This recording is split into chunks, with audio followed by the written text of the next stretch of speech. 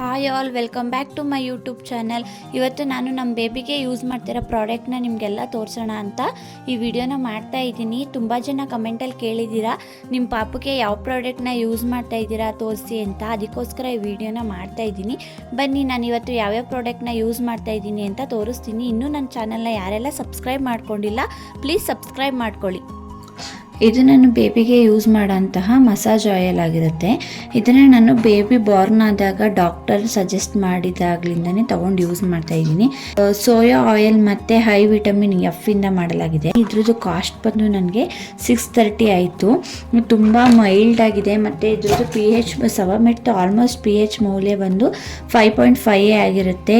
ಇದನ್ನು ನಾನು doctor suggest ಮಾಡಿದ್ದಾಗಿಂದನೇ ತೊಗೊಂಡಿದ್ದು. ಡಾಕ್ಟ್ರನ್ನ ಕೇಳಿ ಇದನ್ನು ತೊಗೋಬೋದಾ, ಯಾವ ಪ್ರಾಡಕ್ಟ್ನ ನಾನು ಯೂಸ್ ಮಾಡ್ಬೋದು ಅಂತ ಕೇಳಿದಾಗ ಡಾಕ್ಟರು ಸಬಾಮೆಟ್ ಪರವಾಗಿಲ್ಲ ಯೂಸ್ ಮಾಡಿ, ಒಳ್ಳೆ ಪ್ರಾಡಕ್ಟ್ ಅದು, ಮತ್ತು ಸೆಟಾಫಿಲ್ ಯೂಸ್ ಮಾಡಿ ಅಂತ ಹೇಳಿದರು. ನಾನು ಸಬಾಮೆಟ್ನೇ ತೊಗೊಂಡೆ.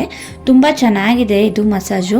ನಾನು ಹಳ್ಳಿ ಕಡೆ ಎಲ್ಲ ಬೇರೆ ಆಯಿಲ್ನ ಅಪ್ಲೈ ಮಾಡ್ತಾರೆ, ಅದನ್ನೇ ಅಪ್ಲೈ ಮಾಡ್ತಾಯಿದ್ದೀನಿ. ಬಟ್ ಇದನ್ನು ನೈಟ್ ಮಲ್ಕೊಳ್ಳೋ ಟೈಮಲ್ಲಿ ಪಾಪುಗೆ ಇದನ್ನು ಹಚ್ಚಿ ಮಸಾಜ್ ಮಾಡಿ ಮಲಗಿಸ್ತೀನಿ. ನಾನು ಹೋದ ವಿಡಿಯೋದಲ್ಲಿ ಹೇಳಿದ್ದೆ ಬೇಬಿಗೆ ನಾನು ಬಾದಾಮ್ದು ಪೇಸ್ಟ್ ಹಾಕ್ತೀನಿ ಮತ್ತು ಆಯಿಲ್ನ ಸ್ನಾನ ಮಾಡಿಸ್ಬೇಕಾದ್ರೆ ವಾರಕ್ಕೆ 3 ಸಲ ಹಚ್ತೀನಿ ಅಂತ. ಪಾಪು ಮಲ್ಕೊಳ್ಳೋ ಟೈಮಲ್ಲಿ ಹಾಕಿ ಮಸಾಜ್ ಮಾಡಿದರೆ ಪಾಪುಗೂ ಬಾಡಿ ಎಲ್ಲ ರಿಲ್ಯಾಕ್ಸ್ ಆಗುತ್ತೆ. ಯಾಕಂದರೆ ಡೈಲಿ ಪಾಪುಗೆ ಸ್ನಾನ ಮಾಡಿಸ್ತಾ ಕೂತ್ಕೊಳ್ಳೋಕ್ಕೆ ಆಗಲ್ಲ. ಅದಕ್ಕೋಸ್ಕರ ಈ ಥರ ಸಂಜೆ ಟೈಮ್ ಮಸಾಜ್ ಮಾಡಿದ್ರೆ ಬೇಬಿದು ಬಾಡಿ ರಿಲ್ಯಾಕ್ಸ್ ಆದಂಗೆ ಆಗುತ್ತೆ ಮತ್ತು ಅವ್ರಿಗೂ ಚೆನ್ನಾಗಿ ನಿದ್ದೆ ಬರುತ್ತೆ ಮತ್ತು ದಪ್ಪ ಆಗೋಕ್ಕೂ ಇದು ಹೆಲ್ಪ್ ಆಗುತ್ತೆ. ಒಂದು ಬೇಬಿಗೆ ಬಾಡಿ ಲೋಷನ್ನು, ಇದ್ರದ್ದು pH ಮೌಲ್ಯನೂ ಅಷ್ಟೇ 5.5 ಇದೆ. ಸಬಾಮೆಟ್ ಆಲ್ಮೋಸ್ಟ್ 5.5 ಇರುತ್ತೆ. ಇದು ಡೆಲಿಕೇಟೆಡ್ ಸ್ಕಿನ್ನು, ಆಲ್ ಡೆಲಿಕೇಟೆಡ್ ಸ್ಕಿನ್ಗೂ ಇದನ್ನು ಅಪ್ಲೈ ಮಾಡ್ಬೋದು. ಡ್ರೈ ಸ್ಕಿನ್ ಇರಲಿ, ಆಯಿಲ್ ಸ್ಕಿನ್ ಇರಲಿ, ಯಾವ ಸ್ಕಿನ್ ಬೇಕಾದರೂ ಬೇಬಿಗಳಿಗೆ ಅಪ್ಲೈ ಮಾಡ್ಬೋದು. ಇದ್ರದ್ದು ಎಕ್ಸ್ಪೈರಿ ಡೇಟ್ ಬಂದು 2028 ಗಂಟೆ ಇದೆ. 8/28 ಗಂಟೆ ಇದೆ. ನೋಡಿ, ನಿಮ್ಗೆ ಕಾಣಿಸ್ತಾ ಇರ್ಬೋದು. ಇದ್ರದ್ದು ಕಾಸ್ಟ್ ಬಂದು ನನಗೆ 300 ಆಯಿತು. ಇದೇನು ಇಷ್ಟು ಚಿಕ್ಕದಾಗಿದೆ, ಎಷ್ಟಕ್ಕೆ 300 ಅಂತ ಅಂದ್ಕೊಬಿಟ್ಟಿದ್ದೆ ನಾನು ಫಸ್ಟು. ಇದನ್ನು ಯೂಸ್ ಮಾಡಿದ್ಮೇಲೆ ನೀವೇ ಹೇಳ್ತೀರಾ ಎಷ್ಟು ಚೆನ್ನಾಗಿದೆ ಇದು ಅಂತ. ಪಾಪುಗೆ ಹಾಕಿದ ತಕ್ಷಣ ಆಯಿಲಿ ಅನ್ನೋ ಥರ ಫೀಲ್ ಏನಾಗಲ್ಲ, ಡ್ರೈ ಆಗಿಬಿಡುತ್ತೆ. ತುಂಬ ಚೆನ್ನಾಗಿದೆ ಇದು, ನಿಜವಾಗ್ಲೂ ಯೂಸ್ ಮಾಡ್ಬೋದು ಅಂತಲೇ ಹೇಳ್ತೀನಿ. ಇದನ್ನು ತಗೊಳ್ಳಿ, ನಿಮ್ಮ ಬೇಬಿಗೂ ಯೂಸ್ ಆಗುತ್ತೆ. ತುಂಬ ಚೆನ್ನಾಗಿದೆ ಇದು ಇದು ನಾನು ಬೇಬಿಗೆ ಯೂಸ್ ಮಾಡೋ ಅಂತಹ ಕ್ರೀಮು. ಈ ಕ್ರೀಮ್ ಅಂತೂ ತುಂಬ ಸಾಫ್ಟಾಗಿ ಒಂಥರ ಹೆಂಗೆ ಅಂದರೆ ಬೆಣ್ಣೆ ಥರ ಐತೆ ಅಂತಲೇ ಹೇಳ್ಬೋದು. ಬೆಣ್ಣೆನ ಹೇಗೆ ಹಿಂಗೆ ಸ್ಕಿನ್ಗೆ ಹಾಕಿದ್ರೆ ಆಗುತ್ತೋ ಅದೇ ಥರ ಇದೆ. ತುಂಬ ಸಾಫ್ಟಾಗಿದೆ. ಇದ್ರದ್ದು pH ಮೌಲ್ಯ ಬಂದು 5.5 ಇದೆ. ಬೇಬಿದು ಸ್ಕಿನ್ ತುಂಬ ಸೆನ್ಸಿಟಿವ್ ಇರೋದ್ರಿಂದ ಯಾವಾಗಲೂ pH ಮೌಲ್ಯನ ನೋಡ್ಕೊಳ್ಳಿ. pH ಮೌಲ್ಯ ಕಡಿಮೆ ಇರೋದನ್ನೇ ನೀವು ಬೇಬಿಗಳಿಗೆ ಬಳಸಬೇಕಾಗುತ್ತೆ. ಇದ್ರದ್ದು ಕಾಸ್ಟ್ ಬಂದು ನನಗೆ 250 ಆಗಿತ್ತು. ಇದ್ರದ್ದು ಮೇಲ್ಗಡೆ ಕವರ್ ಇಲ್ಲ, ಅದಕ್ಕೋಸ್ಕರ ತೋರ್ಸೋಕ್ಕಾಗ್ತಿಲ್ಲ. ತುಂಬ ಸಾಫ್ಟಾಗಿದೆ. ನಂದು ಡೆಲಿವರಿ ಆಗಿದ್ದು ಬಂದು ಮಡಿಕೇರಿ ಡೆಲಿವರಿ ಆಗಿದ್ದು. ಅಲ್ಲಿ ಡಾಕ್ಟರ್ನ ಸಜೆಸ್ಟ್ ಮಾಡಿ ನಾನು ಈ ಕ್ರೀಮ್ನ ತೊಗೊಂಡಿರೋದು. ಇದು ಮೋಸ್ಟ್ ರಿಕ್ವೆಸ್ಟೆಡ್ ಬಂದು ಬೇಬಿಗೆ ಯಾವ ಸೋಪ್ನ ಯೂಸ್ ಮಾಡ್ತಾಯಿದ್ದೀರಾ, ನೀವು ಯಾವ ಸೋಪ್ನ ಯೂಸ್ ಮಾಡ್ತಾಯಿದ್ದೀರಾ ಅಂತ ನನ್ನ ತುಂಬ ಜನ ಕೇಳಿದ್ದೀರಾ. ಇದನ್ನು ಯಾವ ಸೋಪು ಅಂತ ಅಂದರೆ ಸಬಾಮೆಟ್ ಅವ್ರದ್ದೇ ಸೋಪು. ಇದ್ರದ್ದು pH ಮೌಲ್ಯ ಬಂದು 5.5 ಇದೆ. ಅದು ಡೆಲಿಕೇಟೆಡ್ ಸ್ಕಿನ್ನು, ತುಂಬ ಸಾಫ್ಟಾಗಿದೆ. ಎಷ್ಟು ಚೆನ್ನಾಗಿದೆ ಅಂದರೆ ಸೋಪು. ನಂತರ ಇದು ಖಾಲಿ ಆಗಿಬಿಟ್ಟಿತ್ತು, ಅದಕ್ಕೋಸ್ಕರ ತರಿಸಿ ವೀಡಿಯೋ ಮಾಡಬೇಕು ಅಂತ ಇಷ್ಟು ದಿನ ನನಗೆ ವೀಡಿಯೋ ಮಾಡೋಕ್ಕಾಗಲಿಲ್ಲ.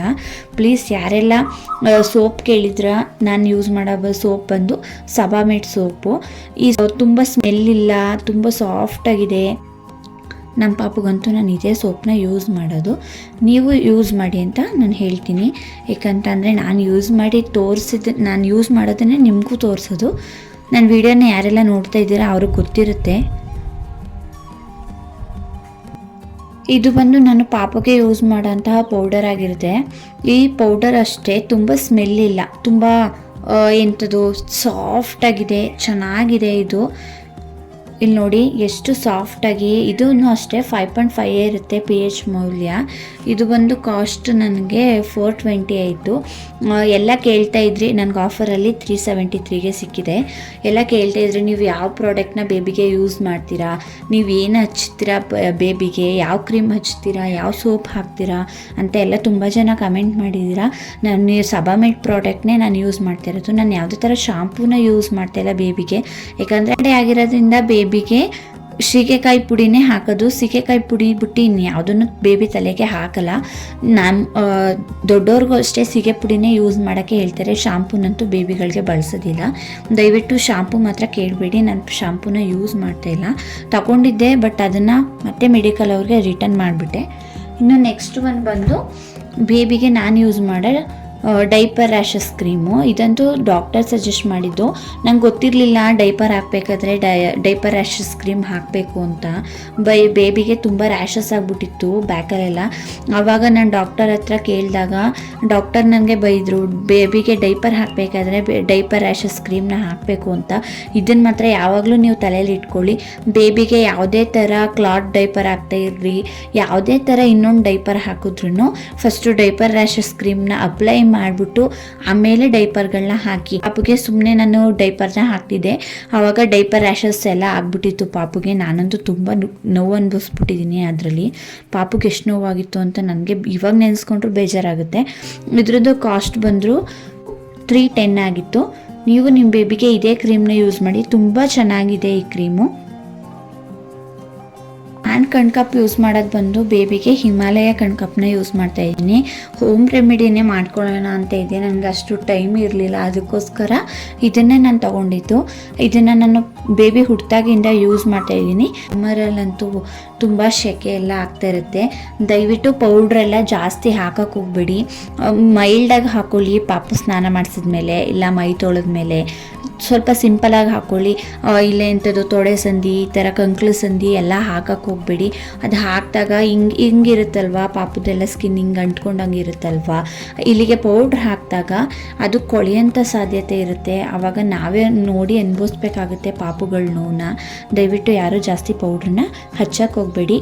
ಇಷ್ಟು ನಾನು ಯೂಸ್ ಮಾಡೋ ಬೇಬಿ ಪ್ರಾಡಕ್ಟ್ ಆಗಿದೆ. ಈ ವಿಡಿಯೋ ನಿಮಗೆಲ್ಲ ಇಷ್ಟ ಆಗಿದೆ ಅಂತ ಅನ್ಕೋತೀನಿ. ಇದೇ ಥರ ಹೆಚ್ಚಿನ ಬೇಬಿ ಕೇರ್ ಟಿಪ್ಸ್ಗಾಗಿ ನನ್ನ ಚಾನಲ್ನ ಸಬ್ಸ್ಕ್ರೈಬ್ ಮಾಡ್ಕೊಳ್ಳಿ. ಏನೇ ಡೌಟ್ಸ್ ಇದ್ದರೂ ಕಮೆಂಟ್ ಮಾಡಿ, ಲೈಕ್ ಮಾಡಿ, ಶೇರ್ ಮಾಡಿ, ಕಮೆಂಟ್ ಮಾಡಿ.